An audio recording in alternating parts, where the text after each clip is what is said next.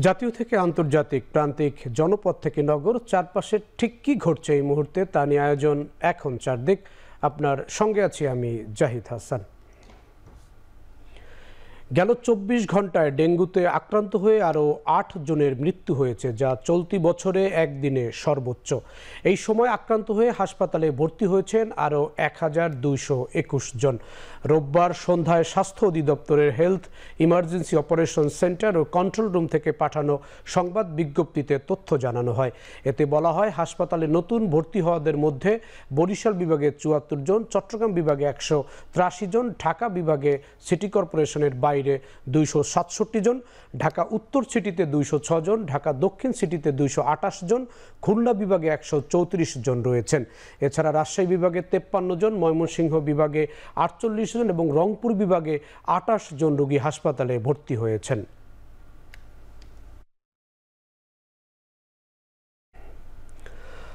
ছাত্র জনতার গণঅভ্যুত্থানের প্রত্যাশা অনুযায়ী সামাজিক সাম্য, ন্যায় বিচার ও আইনের শাসন নিশ্চিত করার আহ্বান জানিয়েছেন প্রধান বিচারপতি ডক্টর সৈয়দ রেফাত আহমেদ।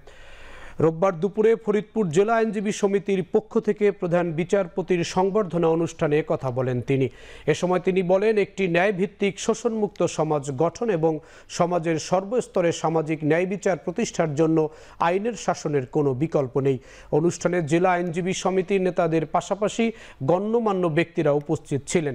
এর আগে সকালে প্রধান বিচারপতি বিচার প্রার্থীদের জন্য আদালত চত্বরে স্থাপন করা বিশ্রামাগার ন্যায়কুঞ্জ উদ্বোধন করেন এবং আদালত চত্বরে গাছের চারা রোপণ করেন।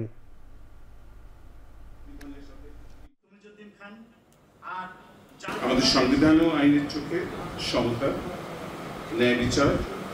ন্যায় বিচারের অধিকার ও আইনের আশ্রয় লাভের অধিকারের কথা বারবার উচ্চারিত হয়েছে।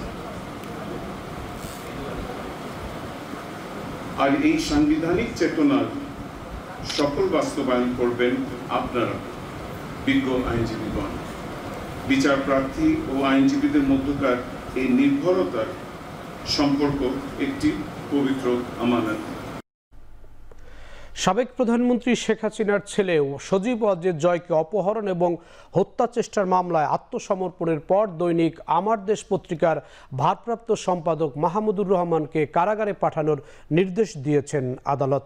রোববার সকালে ঢাকার অতিরিক্ত চিফ মেট্রোপলিটন ম্যাজিস্ট্রেট মাহবুবুল হকের আদালতে আত্মসমর্পণ করেন তিনি। এ সময় আপিল শর্তে জামিন আবেদন করেন তার আইনজীবী। শুনানি শেষে মাহমুদুর রহমানকে কারাগারে ডিভিশন দেওয়ার নির্দেশ দেন আদালত। সজীব ওয়াজেদ জয়কে অপহরণ এবং হত্যা চেষ্টার মামলায় গত বছরের ১৭ আগস্ট ঢাকার অতিরিক্ত চিফ মেট্রোপলিটন ম্যাজিস্ট্রেট আসাদুজ্জামান নূরের আদালত মাহমুদুর রহমান ও সাংবাদিক শফিক রেহমান সহ ৫ জনের পৃথক ২ ধারায় ৭ বছরের সশ্রম কারাদণ্ড দেন। ২০১৫ সালের ৩ আগস্ট বাদী হয়ে পল্টন মডেল থানায় এই মামলাটি দায়ের করেন ডিবি পুলিশের পরিদর্শক ফজলুর রহমান।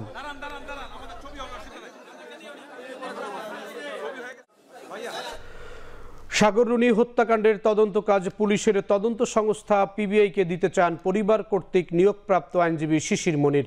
রোববার হাইকোর্টে একথা বলেন তিনি। শিশির মনির বলেন, অধিকতর তদন্ত করলেই সাংবাদিক দম্পতি খুনের ঘটনার রহস্য উদ্ঘাটন করা সম্ভব হবে। সাংবাদিক রুনির ভাই নওশের রোমান বলেন, দীর্ঘ সময় এটি তদন্ত না হয় তারা হতাশ, তাই তাদের পক্ষ থেকে আইনজীবী নিয়োগ দেওয়া হয়েছে। এ মামলার তদন্ত দ্রুত শেষ করতে অন্তর্বর্তী সরকারের কাছে আহ্বান জানান তিনি। ২০১২ সালের ১১ ফেব্রুয়ারি রাজধানীর পশ্চিম রায়ের বাজারের নিজ বাসায় খুন হন সাংবাদিক দম্পতি সাগর সারার ও মেহেরুন্নেসা রুনি।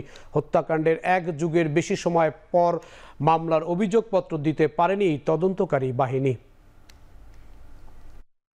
শুরুর দিকে কিন্তু ওরা কথা বলতো এবং তারপরে কিন্তু আপনাদের সাথেও কিন্তু কথা তদন্তকারী সংস্থা বলেনি, কারণ তারা এটা নিয়ে কোনো তদন্ত আসলে করেনি। এবং আমাদের কাছে মনে হয় যে তদন্তকারী সংস্থা র্যাবকে দেওয়া হয়েছিল মামলাটা, যেন এটা ধামাচাপা দেওয়ার যে প্রক্রিয়াটা, যেহেতু তাদের প্রতি আসলে মানুষ একটা ভীতি কাজ করে, এটা যেন সম্পন্ন হতে পারে। এর জন্য আমরা পরামর্শ করেছি, প্রাথমিক আলোচনা করেছি। আমরা চাইব এই তদন্তটি সবচাইতে দক্ষ টিম পিবিআই কর্তৃক তদন্ত হোক এবং স্বল্প সময়ের মধ্যে সবকিছু আদালতের সামনে উন্মোচিত হোক। বৈষম্য বিরোধী ছাত্র আন্দোলনে নিহত শিক্ষার্থী শহীদ শফিক উদ্দিন আহমেদ আহনাফ স্মরণে শহীদ আহনাফ মেমোরিয়ালের উদ্বোধন করেছেন বিমান বাহিনী প্রধান air chief marshal Hasan Mahmud Khan. বৈষম্য বিরোধী ছাত্র আন্দোলন চলার সময় গেল 4 আগস্ট গুলিবিদ্ধ হয়ে নিহত হন বিএএফ শাহীন কলেজের শিক্ষার একাদশ শ্রেণীর ছাত্র আহনাফ। তার স্মরণে কলেজ প্রাঙ্গণে একটি মেমোরিয়াল স্থাপন সহ আহনাফের মৃত্যু দিবসকে আহনাফ দিবস হিসাবে উদযাপনের ঘোষণা দেয় কলেজ কর্তৃপক্ষ। এছাড়াও আহনাফের ছোট ভাইকে বিএএফ শাহীন কলেজে বিনা বেতনে পড়ানোর ঘোষণা দিয়েছে কর্তৃপক্ষ। ভবিষ্যতে তার এই আত্মত্যাগ সব শিক্ষার্থীকে অন্যায়ের বিরুদ্ধে প্রতিবাদ করার প্রেরণা যোগাবে বলে জানান বক্তারা। শহীদ আহনাফের বাবা মা, বিমান বাহিনীর ঊর্ধ্বতন কর্মকর্তা সহ শিক্ষক শিক্ষার্থী এ সময় উপস্থিত ছিলেন।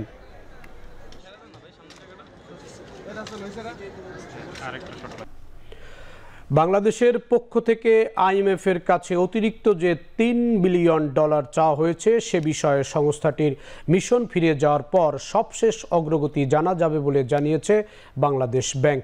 রোববার আইএমএফের প্রতিনিধি দলের সাথে দফায় দফায় বৈঠক শেষে এ তথ্য জানিয়েছে। কেন্দ্রীয় ব্যাংক বলছে প্রতিনিধি দলটি ফিরে গিয়ে আইএমএফের বোর্ডকে জানানোর পর নিশ্চিত হওয়া যাবে কি পরিমাণ অর্থ মিলবে। এদিকে নীতি সহায়তার জন্য $1 বিলিয়ন ঋণ দিতে চায় বিশ্ব ব্যাংক। তবে এজন্য বাণিজ্যিক ব্যাংকের শেয়ার হোল্ডার ও সুবিধাভোগীদের সুনির্দিষ্ট তথ্য প্রকাশ করা, আন্তর্জাতিক মান অনুযায়ী খেলাপি ঋণের সংখ্যা নির্ধারণ সহ মানতে হবে 4 শর্ত। এছাড়া বাংলাদেশের বাতাসের মান উন্নয়নে ক্লিন এয়ার প্রজেক্টে $300 মিলিয়ন ঋণ সহায়তা দেবে বিশ্ব ব্যাংক। সেই সাথে বিনিয়োগ খাতে সক্ষমতা বাড়াতে $250 থেকে $400 মিলিয়ন দেওয়ার কথা রয়েছে।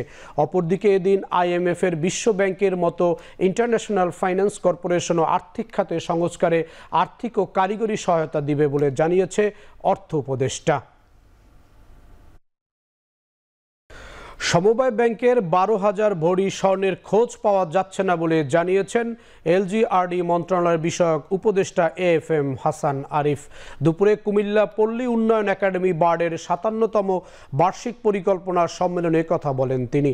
এ সময় তিনি আরও বলেন, সমবায়ের বহু সম্পদ বেদখল হয়ে আছে।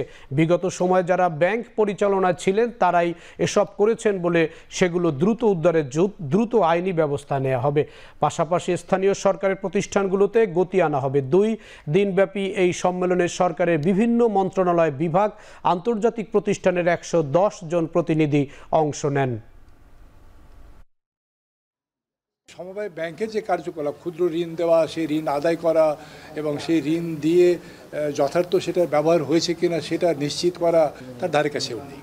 তো সব জায়গাতেই আমার যেটা মনে হয় যে একটা গতির প্রয়োজন আছে, সংস্কারের প্রয়োজন আছে, যার ফলে যে উদ্দেশ্যে করা হয়েছিল বাংলাদেশ রুরাল ডেভেলপমেন্ট বোর্ড, সেটা তো একটা আমব্রেলা হিসাবে থাকা কথা আর কি, কিন্তু আমরা দেখলাম যে সেটা সেইভাবে নেই। এবার দেশের বাইরের খবর। পাকিস্তানের রাওয়ালপিন্ডিতে ইমরান খানের দল পিটিআই এর সমর্থকদের সঙ্গে পুলিশের ব্যাপক সংঘর্ষ হয়েছে। অন্তত 110 জন বিক্ষোভকারীকে আটক করেছে পুলিশ।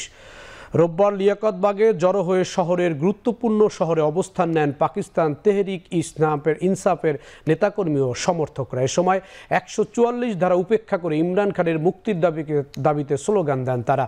পরিস্থিতি নিয়ন্ত্রণের বাইরে চলে গেলে এক পর্যায়ে পুলিশ লাঠিচার্জ ও কাঁদানে গ্যাস ছুড়তে বাধ্য হয়। এ সময় পিটিআই নেতা সহ শতাধিক বিক্ষোভকারীকে আটক করে পুলিশ। এদিন রাওয়ালপিন্ডির 25টি গুরুত্বপূর্ণ পয়েন্টে পুলিশের ব্যারিকেড বসানো হয়। ভারতের বিপক্ষে 3 ম্যাচের টি-20 সিরিজের জন্য 15 সদস্যের বাংলাদেশ দল ঘোষণা করেছে বিসিবি। সাকিব অবসর নেয়, তার পরিবর্তে 14 মাস পর সংক্ষিপ্ত সংস্করণের দলে ফিরছেন অলরাউন্ডার মেহেদী হাসান মিরাজ। ওপেনার পারভেজ ইমন ও স্পিনার রাকিবুল হাসানও ফিরছেন দলে। পারভেজ হোসেন ইমনকে এখানে আমরা ট্রাই করে দেখতে চাই। ইতিমধ্যেও তাকে আমরা বিশ্বকাপের আগে ট্রেনিং সেশন আমরা রেখেছিলাম, তাকে আমরা অবজার্ভ করেছি। দ্য গ্রেট সাকিব আল হাসান তিনি ঘোষণা দিয়েছেন যে তিনি তার শেষ টি-20 ম্যাচটি খেলে ফেলেছেন। তো সেখানে খেলার জন্য আসলে ঠিক তার যে এক্সপিরিয়েন্স, তার যে পারফরমেন্স, তার কাছাকাছি রিপ্লেসমেন্ট আসলেই এই মুহূর্তে আমাদের কাছে না থাকলেও তার জায়গাটি ব্যাটিংয়ে যিনি খুব ভালোভাবে সামাল দিতে পারেন বলে আমরা মনে করি, সেরকম একটা রিপ্লেসমেন্ট মেহেদী মিরাজ, তিনি সেই জায়গাটি নেবেন। শেষ করছি এখন চারদিক। এতক্ষণ সঙ্গে থাকার জন্য ধন্যবাদ।